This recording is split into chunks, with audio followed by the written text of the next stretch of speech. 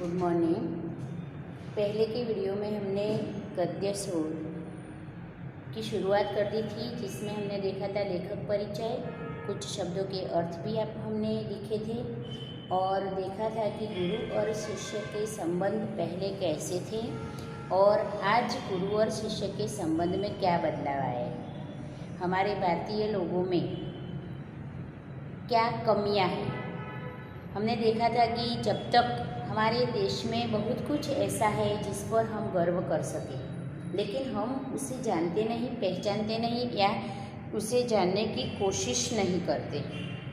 यहाँ पर रविंद्रनाथ, स्वामी विवेकानंद और रविंद्रनाथ ठाकुर दोनों को जब विदेशियों के द्वारा उन्हें सम्मानित किया गया, तब जाकर हम उनको सम्मान देने लगे। उससे पहले भी वह यहाँ पर ही थे, फिर भी हमने उनकी इन उत्तम गुणों को हमने नहीं जाने, नहीं पहचाने। कथकली और भरतनाट्यम जैसे नृत्यों को भी हमने पहले नहीं जाने, लेकिन जब विदेश में जब उनको ये नृत्यों को सम्मान मिला, तब जाकर हम उसको मान सम्मान देने लगे। और तो हम में ये कमियां है कि जो कुछ भी हमारे पास है उसे हम देख पाते नहीं। लेखक कहते हैं कि हमारे पास जो कुछ भी है, लेकिन कदर करने की हम में दृष्टि या हमारी सोच नहीं है।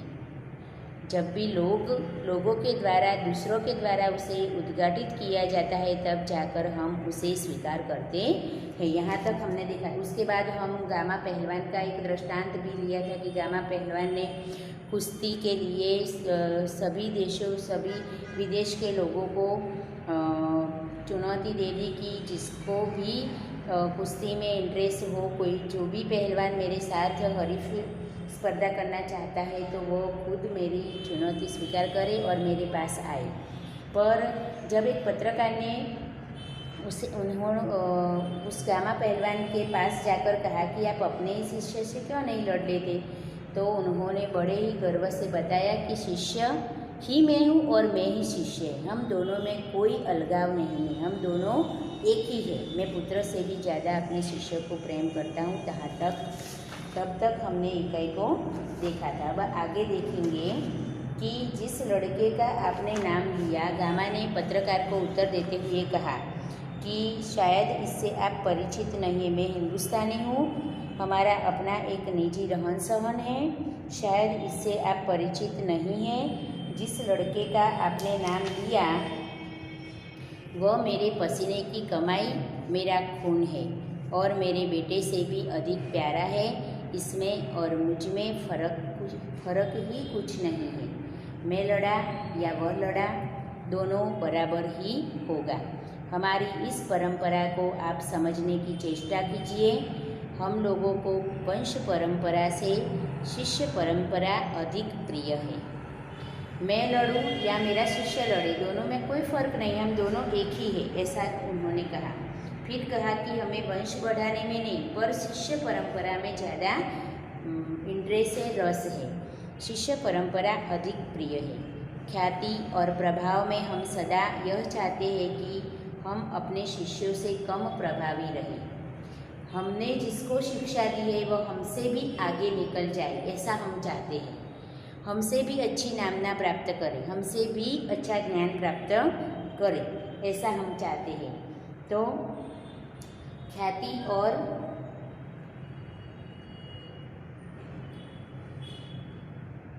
वंश परंपरा से शिष्य परंपरा अधिक प्रिय है। ख्याति और प्रभाव में हम सदा यह चाहते हैं कि हम अपने शिष्यों से कम प्रभावी रहें, यानी हम यही चाहेंगे कि संसार में जितना नाम मैंने कमाया उससे कहीं अधिक मेरे पिता कमाए। मुझे लगता है कि आप हिंदुस्तानी नहीं। पत्रकार को बहुत ही सुंदर उत्तर देते हुए गामा पहलवान ने कहा कि हम हमेशा ऐसा ही चाहते हैं कि ख्याति और नाम में हमारा शिष्य हमसे भी आगे निकल जाए। एक समय यदि पुत्र नहीं होगा तो चलेगा, पर शिष्य नहीं होगा तो चलेगा नहीं। यानी कि शिष्य परंपरा हमें अधिक प्रिय है। हमारा शिष्य हमसे भी आगे निकल जाए, हमसे भी ज़्यादा ख्याति प्राप्त करे, वही हम चाहते हैं। मुझे लगता है कि आप हिंदुस्तानी नहीं हैं। यदि हिंदुस्तानी होते तो आज ऐसा प्रश्न करने के लिए आप मेरे पास नहीं आते, क्योंकि हिंदुस्तानी की सोच कैसी है, वो अपने शिष्य के बारे में क्या सोचता है, वह आप यदि हिंदुस्तानी होते तो अच्छी तरह समझ जाते और कभी मुझे ऐसा प्रश्न ही नहीं करते। भारत में गुरु शिष्य संबंध का वह भव्य रूप आज साधुओं, पहलवानों और संगीतकारों में थोड़ा बहुत ही सही पाया जाता है। जो पहले गुरुओं का जो गुरु और शिष्य का जो संबंध था कैसा, तो वह गामा पहलवान के दृष्टांत के जरिए हमें समझाया। तो ऐसा जो गुरु शिष्य का संबंध था आज कहीं न कहीं कुछ संगीतकारों में, कुछ पहलवानों में हमें वह रूप देखने को मिलता है, पाया जाता है। भगवान रामकृष्ण बरसों योग्य शिष्य को पाने के लिए प्रयत्न करते रहे।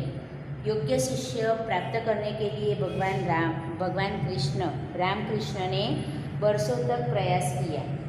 उनके जैसे व्यक्ति को भी उत्तम शिष्य के लिए रो रो कर प्रार्थना करनी पड़ी थी। उत्तम शिष्य, उनके जैसे महान व्यक्ति को भी उत्तम शिष्य प्राप्त करने के लिए मिन्नतें करनी पड़ी थी। इससे समझा जा सकता है कि एक गुरु के लिए उत्तम शिष्य कितना महंगा और महत्वपूर्ण है।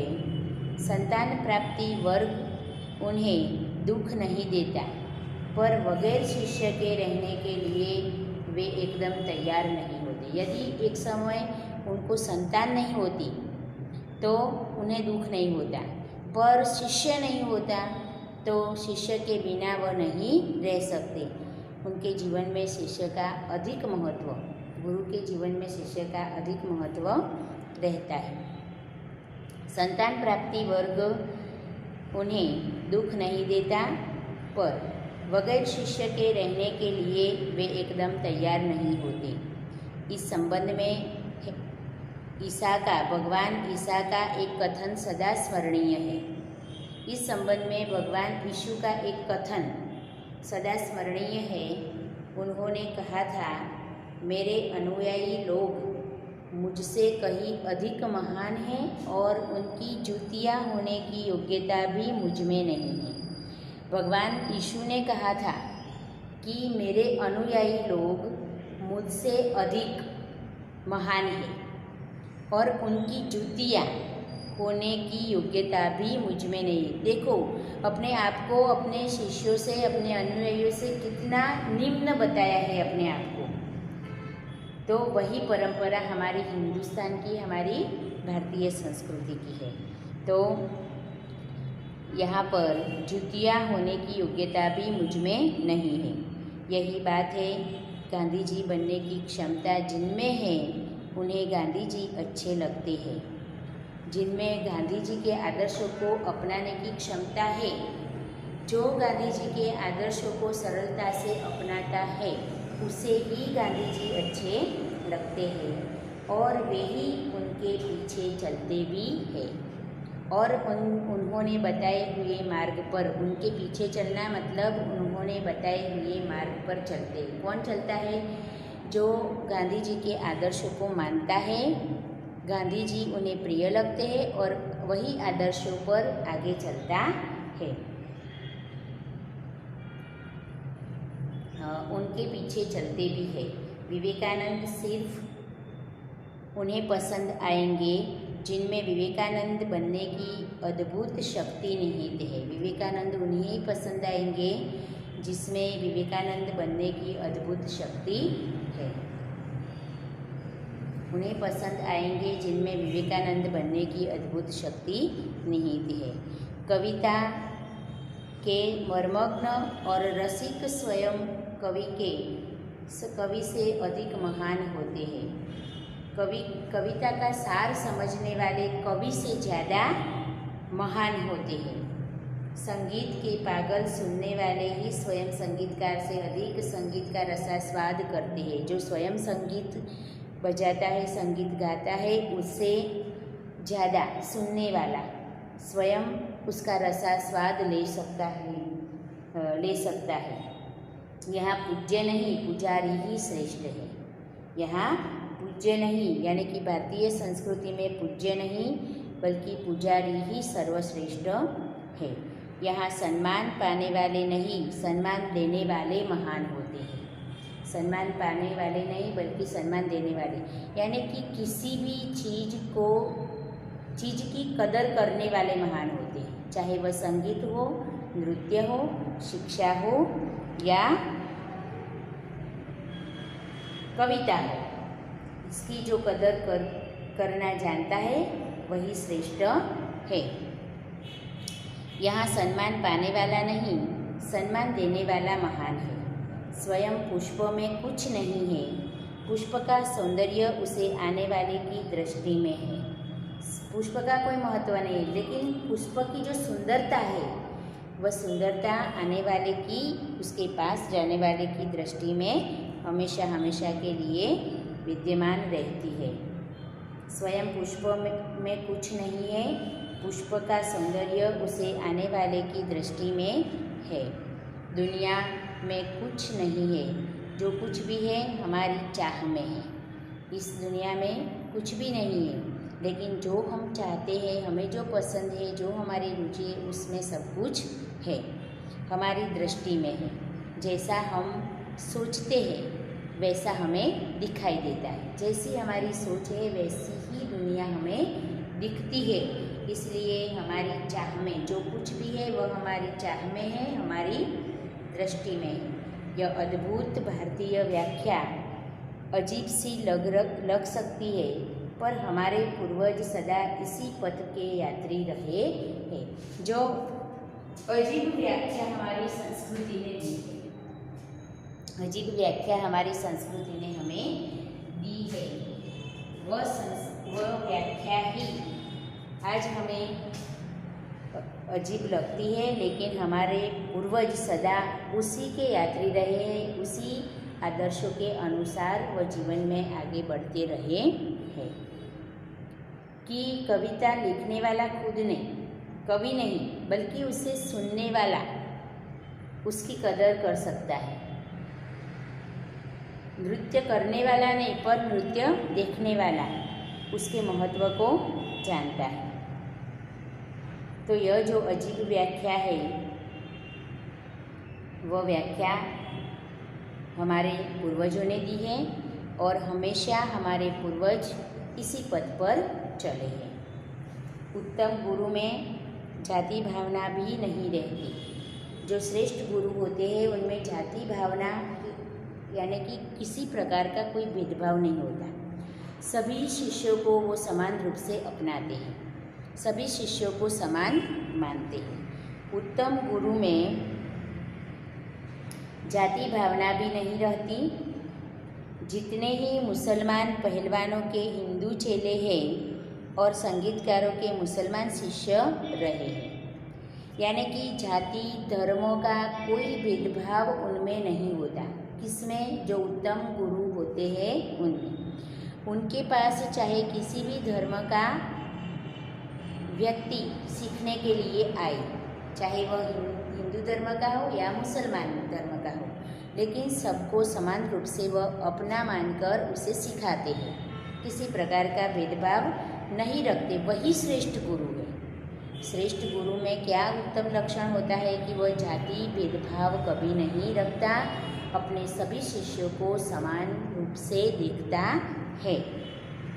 तो इसी का परिणाम है कि आज भी मुसलमान पहलवानों के चेले हिंदू हैं और हिंदू संगीतकारों के चेले मुसलमान हैं।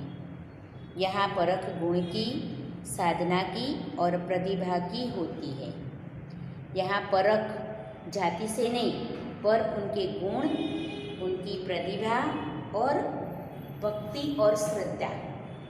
यहाँ परख गुण की, साधना की, प्रतिभा की भक्ति और श्रद्धा की कीमत है, न कि जाति संप्रदाय, आचार विचार या धर्म की। पहचान किससे है? तो उसके गुणों से, उसके कर्मों से, ना कि उसकी जाति से।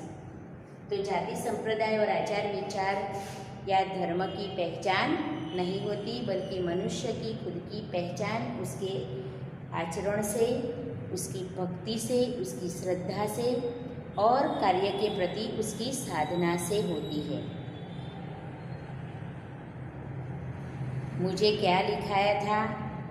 एक श्रद्धा की कीमत है, न कि जाति संप्रदाय, आचार विचार या धर्म की। मुझे क्या लिखाया था? एक विद्वान मुसलमान ने ही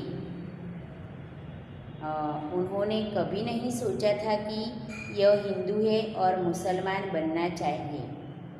पुराने ज़माने में मौलवी लोग बड़े बड़े रामायणी होते थे, यानी कि मौलवी लोग, मुसलमान लोग हमारे रामायण जैसे धर्म को भी अच्छे से समझा सकते थे, समझते थे और पढ़ते थे। और आज देहातों में भरत मियाँ, रंजित मियाँ आदि अधिक संख्या में हमें दिखाई देते हैं।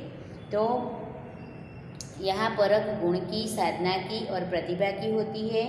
भक्ति और श्रद्धा की कीमत है, न कि जाति संप्रदाय और आचार विचार या धर्म की। मुझे क्या लिखाया था? एक विद्वान मुसलमान ने ही, उन्होंने कभी नहीं सोचा था कि यह हिंदू है और मुसलमान बनना चाहिए। मैं हिंदू हूँ तो मुझे मुसलमान बनना चाहिए, ऐसा उन्होंने कभी नहीं सोचा था। और पुराने ज़माने में मौलवी लोग बड़े बड़े रामायणी होते थे और आज देहातों में भरत मियाँ, रंजित मियाँ आदि अधिक संख्या में हमें दिखाई देते हैं।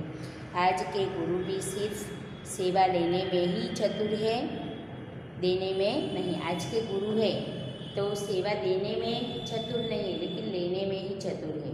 उपनिषदों में आचार्यों ने कहा है कि सेवा देने की चीज़ है, लेने की नहीं।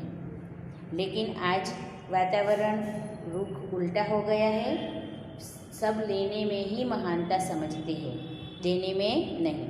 सेवा लेने के अधिकारी बच्चे, रोगी, असहाय और वृद्ध बच्चों को परमेश्वर का ही मूर्त रूप समझा। सेवा लेने का अधिकार किसे है? तो जो बच्चे हैं, रोगी है, असहाय है और वृद्ध है, उन सबको सेवा लेने का अधिकार है। बच्चों को परमेश्वर का ही मूर्त रूप समझा जाता है, उन्हें ही सेवा लेने का अधिकार है। सेवा रूपी पूजा से उनकी शक्ति को प्रज्वलित करने क्षमता और असहायता रखने वाले ज्ञानी और तपस्वी पुरोहित आजकल कुरूप नहीं रह गए। सेवा रूपी पूजा से उनकी शक्ति को प्रज्वलित करने की क्षमता और सहृदयता रखने वाले ज्ञानी और तपस्वी पुरोहित आजकल के गुरु नहीं रहे। किसी भी देव मंदिर की मूर्ति की शक्ति उतनी मात्रा तक ही संभव है जितनी मात्रा तक उसके पुजारी की भाव पूजा में नैवेद्य भावना भरी रहती है। तो इस तरह यहाँ पर गुरु कैसे होने चाहिए, लेकिन आज के गुरुओं में क्या बदलाव आ गया है, पहले गुरु कैसे थे और आज गुरु के आदर्श किस तरह बदल गए हैं, उसकी बात यहाँ पर लेखक ने की है। हम कुछ शब्दों के अर्थ लिख लेते हैं। रामायणी,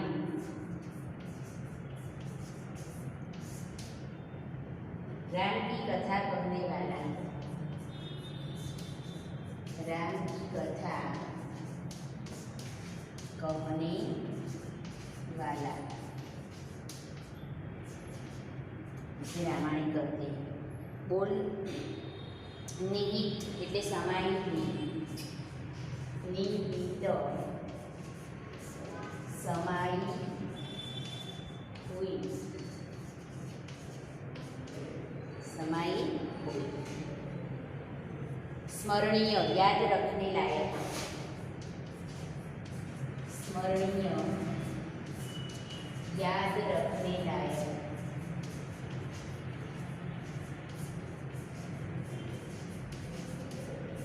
याद रखने लायक। हैरान कर देना, चकित कर देना, हैरान कर देना, चकित कर देना,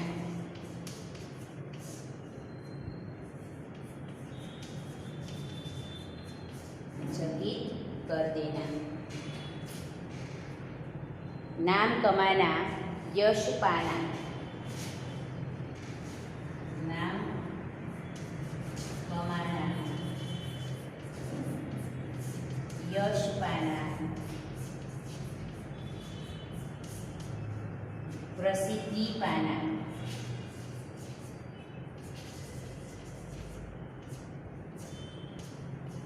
प्रसिद्धि पाना।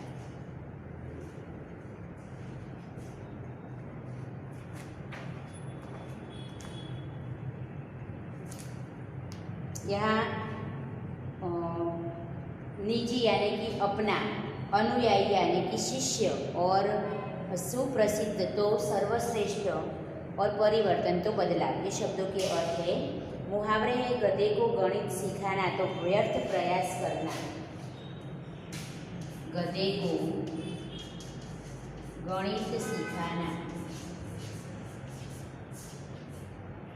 गधे को गणित सिखाना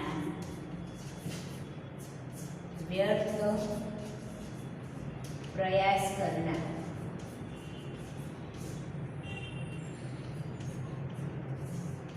व्यर्थ प्रयास करना। ताकते रहना, आश्चर्य से देखते रहना, ताकते रहना, आश्चर्य से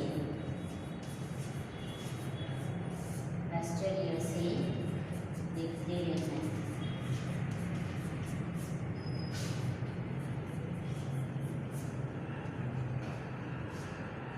आश्चर्य से देखते रहना। पसीने की कमाई, कठिन परिश्रम का फल। पसीने की कमाई, पसीने की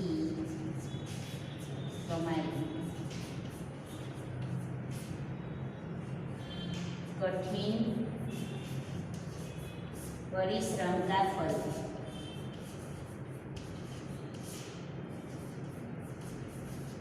कठिन परिश्रम का फल। तो ये मुहावरों के अर्थ आपको लिखने हैं और तैयार करने हैं। अब हम स्वाध्याय देखते हैं कि एक एक वाक्य में उत्तर लिखिए।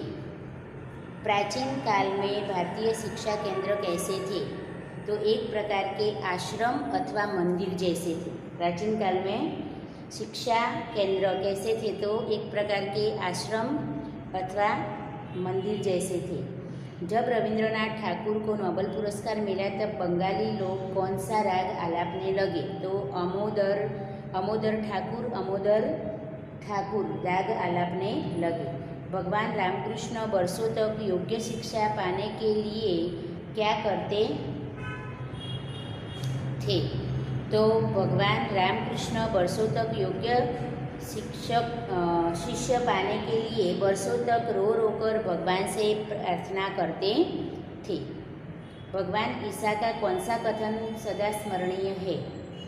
तो मेरे अनुयायी हमेशा मुझसे कहीं अधिक महान हो और उनकी जूतियाँ बनने लायक भी मेरी योग्यता नहीं है, या उनकी जूतियाँ बनने की योग्यता मुझ में नहीं है। यह कथन सदा स्मरणीय रहेगा। गांधी जी किन्हें अच्छे लगते हैं? जिनमें गांधी बनने की क्षमता हो, जो उनके आदर्शों के अनुसार आचरण करता हो, उन्हें गांधी जी अच्छे लगते हैं। आगे का प्रश्न सूचना के अनुसार, प्रश्न नंबर 4, सूचना के अनुसार काल परिवर्तन कीजिए। तो इसमें और मुझ में फ़र्क ही कुछ नहीं है। भविष्य काल बनाना है आपको, तो इसमें और मुझ में फ़र्क ही नहीं होगा, कुछ फ़र्क ही नहीं होगा। हम अपने शिष्यों से कम प्रमुख रहे। पूर्ण भूतकाल बनाना है तो हम अपने शिष्यों से कम प्रमुख रहे थे। पूर्ण भूतकाल रहे थे।